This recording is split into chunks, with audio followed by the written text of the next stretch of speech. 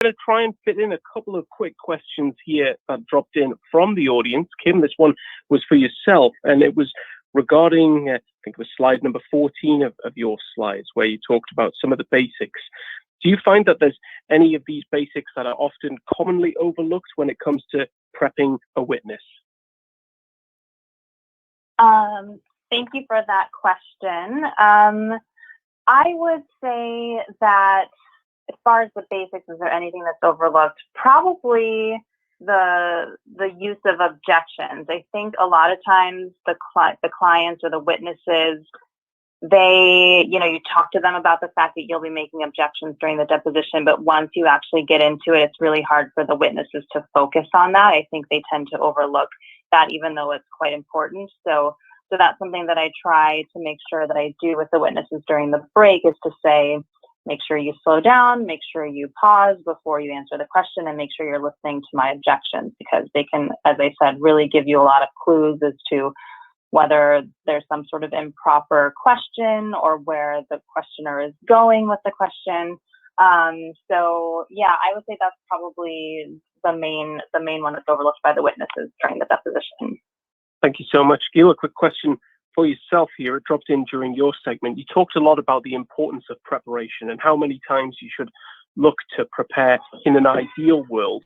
But what perhaps happens when you're dealing with, say, a high-level executive who perhaps doesn't have time to prepare as much as you would like? Yeah, that's tricky, because that's probably your client and they're ultimately the decision maker. It's a process. You have to get to that preparation point, okay? Because if you respect their busy time schedule and don't prepare them, end up not preparing them enough because of it, and the case doesn't go well, they're not going to remember that you respected their busy schedule and that's why you didn't prepare them. They're going to remember that you lost the case, and that's going to be the end of that relationship.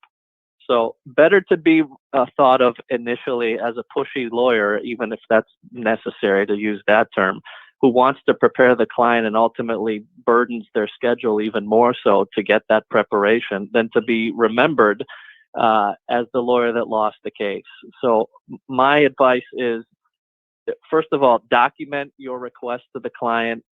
Do it in emails and in phone calls, and not just phone calls, but emails. Make sure the general counsel is involved and understands how important it is. Most GCs will, because they're lawyers and they used to work at outside firms probably before they became GCs. So leverage that GC to help advocate for you to that high-level executive, how important it is to set time aside from their schedule.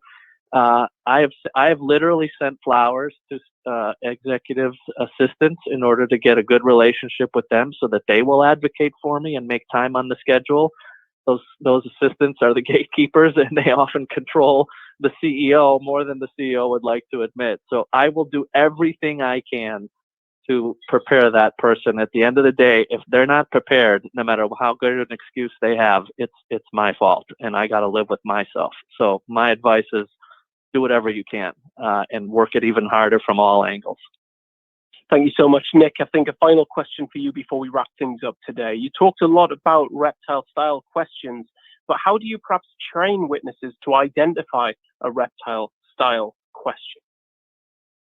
Yeah, again, it goes back to, it's one of the hard things to do, and especially if you've got people who are maybe their fact witness or their low-level employees, or maybe it's Jerry from down the street, right? I mean, it's hard, because a lot of these questions are very, very common sense, very right versus wrong, or always, or very common sense to someone who maybe just works an everyday job.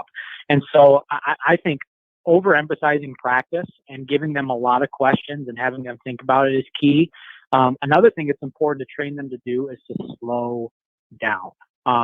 That's usually one of the big ones for me, is because, again, once you start getting in a rhythm, they start counting off questions, and it's really hard to get them to stop. And so it's important to train your witness, especially to an important corporate witness, to slow down and to understand that question at its high level before you answer it. I think those are, definitely important points for training to identify these types of questions.